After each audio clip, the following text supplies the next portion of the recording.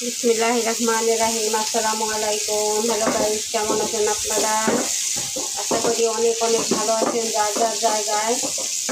এই যে দেখেন, পটল ভাজতে আসলাম।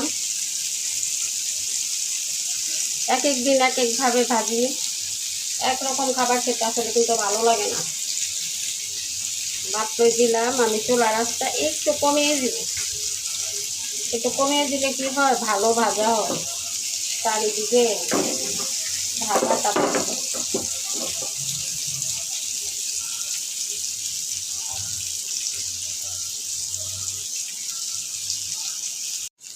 এই তো পটল ভাজি হয়ে গেছে।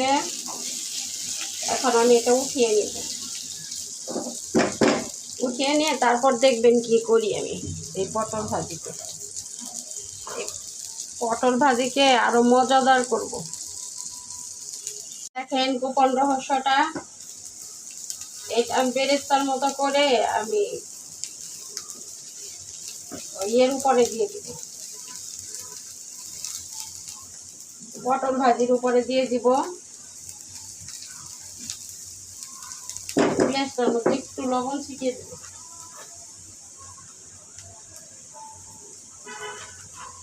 বেশি দিলে আবার তিতা হয়ে যাবে। এর টেস্টটা বাড়ানোর জন্য দিলেও চলে, না দিলেও চলে, আপনারা স্কিপ করতে পারেন।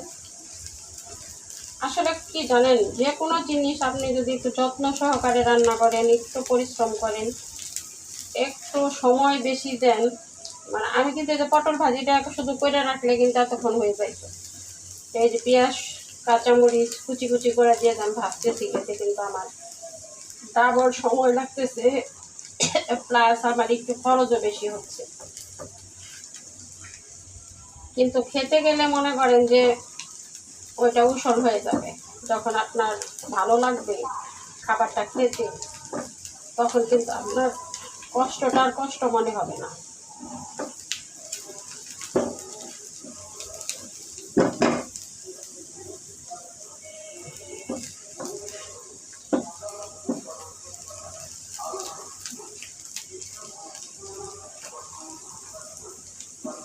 বেরেস্তা, পেঁয়াজ বেরেস্তা তো আপনার খেতে এমনিতেই ভালো লাগে।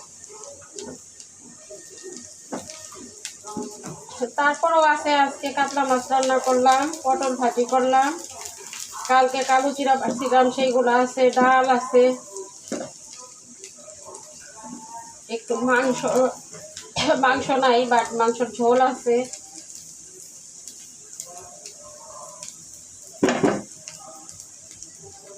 এই তো দেখেন আমার পটল ভাজি হয়ে গেছে। দেখতে কতটা লোভনীয় লাগে এইভাবে করলে, দেখতেও ভালো লাগে। আর যে জিনিস দেখবেন যে দেখতে ভালো লাগে, ওই জিনিস খেতেও ভালো লাগে। এটা আপনারা বিশ্বাস করেন কিনা, আমার সাথে একমত আছেন কিনা, আমি আপনারা কমেন্ট বক্সে জানাবেন। তো আমি বিশ্বাস করি যে জিনিস দেখতে ভালো লাগে সে জিনিস খেতেও ভালো লাগে। সবাইকে অনেক অনেক ধন্যবাদ জানাচ্ছি আমার সম্পূর্ণ ভিডিও দেখার জন্য। সবাইকে আবারও শুভেচ্ছা জানিয়ে অন্য কোনো ভিডিওতে আবার দেখা হবে, কথা হবে। আল্লাহ হাফেজ।